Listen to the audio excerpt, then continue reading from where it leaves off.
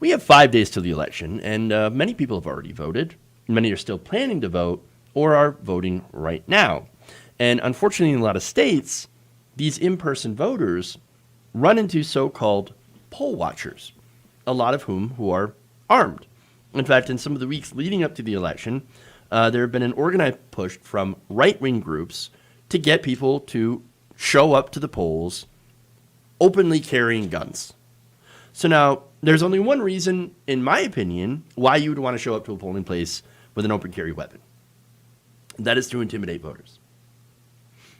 Now, despite that fact, and I believe that is a fact, there's no real argument to that fact. You are there for voter intimidation.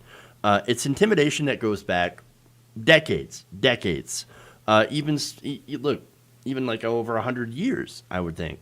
After the Civil War, where you had people that would show up to the polls and try to prevent black people from exercising their vote. That was the whole point of the KKK, for example, is to terrorize black people so much that they wouldn't use their gained rights after the Civil War. Now, each state, by the way, has their own laws, whether or not they permit guns at voting locations, but there are only about a dozen states that explicitly ban open and or concealed carry of firearms to polls. So now, for me, let me be clear. This is about open carry. If you conceal carry, then that's not voter intimidation. If you conceal carry, nobody can see that you have a gun. Now, I would still say that kind of unnecessary, but whatever. All right, that's my opinion, man. And I understand that. But if you're open carrying, you are a dork. You are an idiot. You are not somebody who I trust to have a gun because you are out there brandishing it in order to intimidate other people. And that's the problem, okay? Now gun rights groups, they're complaining that these bans, that's disenfranchising them from their vote. But you don't use your gun to vote. Why do you need the gun at the polling place? No, what has more of an impact? Look, okay, let me ask you a question. Who do you think has more of an impact on whether or not people vote? Having to leave your gun at home in order to go cast your ballot for 15 minutes or however long it takes to get to your polling place, and understand that a lot of these areas where you have people that are, carrying around guns, generally the people that carry around the guns tend to be older white conservatives who, in my experience, and I know this is anecdotal, in my experience, tend to not have to wait very long to vote. The lines are usually very short in these small rural areas. Understand that, of course, in larger cities, which tend to be more dominated by minorities or Democrats, and generally where these armed people like to show up, there are longer lines. And so longer lines, more people waiting, more chances for people to be intimidated out of line. I mean, look, you get long lines, it's cold outside, you got stuff to do. You want to wait to vote, you want to exercise your right to vote, and then you get these assholes that show up with long guns.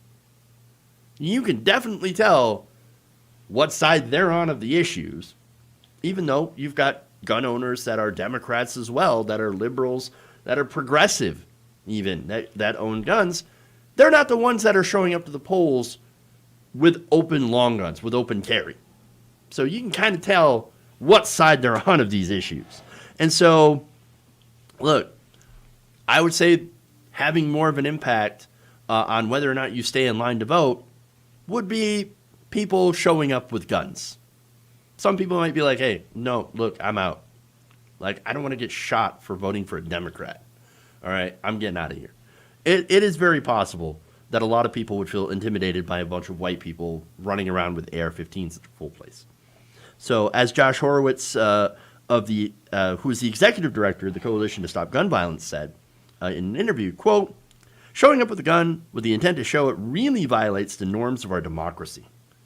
There's a continuum of intimidation, and a certain segment of the gun-owning population, these really extreme gun rights radicals, think that bringing a gun to all these places is a political statement. That statement is, I'm better than you. My voice matters more than yours." And I think it's a little bit more than that. I think it also means I got the guns, I got the weapons, I got the power. Don't you dare vote for people that, that I would disagree with. People who would dare do gun control measures or anything like that. I mean, I think that's pretty obvious. All right. So now the issue, by the way, I live in Michigan. This has come to a head in my own state. Jocelyn Benson, who is our Secretary of State, announced a ban earlier this month on the open carry of firearms within 100 feet of polling locations. So this was supposed to be a way to protect the polls against that voter intimidation, which is illegal by the law. That said, if you're a conservative person in Michigan, you were incensed by this. All right. So now they brought it to court. The Republican Party, the NRA, these gun rate groups, they brought it to the courts, and a judge ended up striking down the open carry ban. Benson says she'll appeal it, but unfortunately for now, if you're out there voting, I mean, you might end up running into some crazy person with a long gun. And all you're trying to do is just exercise your constitutional duty in casting your ballot. But that's just Michigan. And of course, Michigan's an important state. We're a swing state. And so our, votes matter quite a bit. Last time we went to Donald Trump. There's a chance that we'll go to Biden or Trump this time. And so we'll have to see what happens. But at the same time, it's not just our state. There are other states as well. And it's actually been encouraged nationally for this to happen. In fact, Donald Trump, the Trump campaign itself, has been aggressively recruiting poll watchers to join what they call the Army for Trump, which is basically a bunch of people who think that there is rampant voter fraud based on conspiracy theories. There's no actual rampant voter fraud, and they can't prove it. The Republican Party itself did numerous investigations. Trump himself did an investigation into voter fraud, found nothing. They found absolutely nothing. But there's a conspiracy theory that Biden is going to use voter fraud to steal the election. And that's perpetuated by Donald Trump. Now, there's no evidence of that. And in fact, it might actually be the opposite that's happening, where Donald Trump will disenfranchise as many, enough people using mail-in ballots to where he could win the Electoral College. And so that is a concern, and that is backed up by factual information. The fact that Amy Coney Barrett was on Bush's legal team back in 2000, along with, of course, Judge Kavanaugh and Justice Roberts. They all worked on the Bush versus Gore legal case in 2000 that decided the 2000 election. And they argued, by the way, that mail-in ballots, which were going to go for mostly for George W. Bush, should be counted, and yet they ruled in Wisconsin that they should not be counted if they're postmarked by the election date. If they don't arrive by the day of the election. So I'm just saying, there is some evidence that it's certainly possible that Trump wants to steal the election, and that's why he's been talking about, of course, denigrating mail-in ballots, which are perfectly legal and perfectly fine, and actually have very low levels of voter fraud. But as I said before, this is a common theme among Republicans, pushing these poll watchers and these armed, people that don't necessarily have an official function to these polls, to these polling stations. And a lot of them will be armed. I mean, for example, last week, 2 armed Trump supporters wearing security guard uniforms showed up near a polling place in Florida. They claimed that they were hired by the Trump campaign. Now, the Trump campaign says, oh, no, we didn't hire anybody. Well, they were unofficial poll watchers who believed that they were official. And then you have a lot of that because you have Donald Trump going out there saying, go to your polling place, become a poll watcher, and they don't go through the official, because there is an official sign up to be a sanctioned poll watcher, In a lot of states, some people don't do that. They just think, I'm going to grab my gun and I'm going to go watch the polls. What are they watching for? Minorities. Usually. Now, there was another situation that happened earlier this month. It was a private security company called Atlas Aegis that tried to recruit former members of the military to guard polling places in Minnesota, again, against minorities. And here's the tell, by the way. I'm not just saying that flippantly. They tried to guard Minnesota polling places, businesses, and residents from, quote, looting and destruction. This was happening during the wake of the George Floyd protests. Looting and destruction.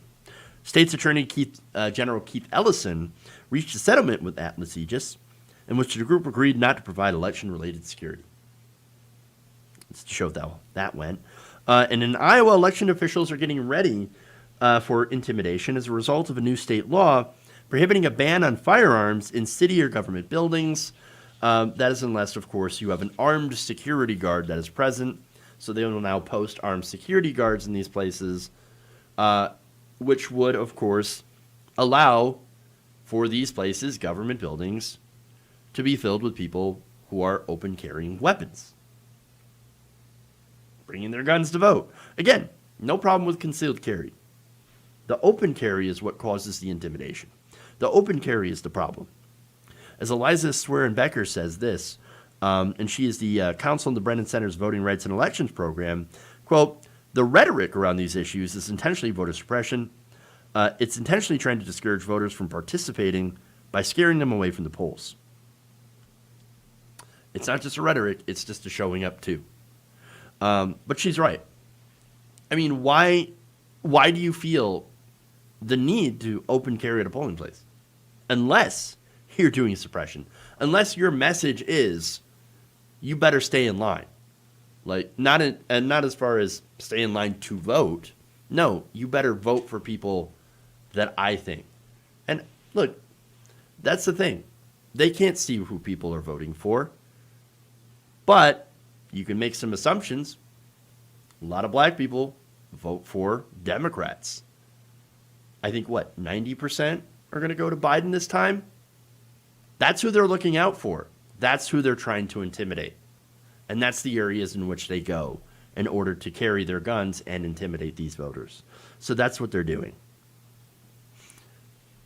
That's why, of course, I mean, I don't know what we can actually do about this.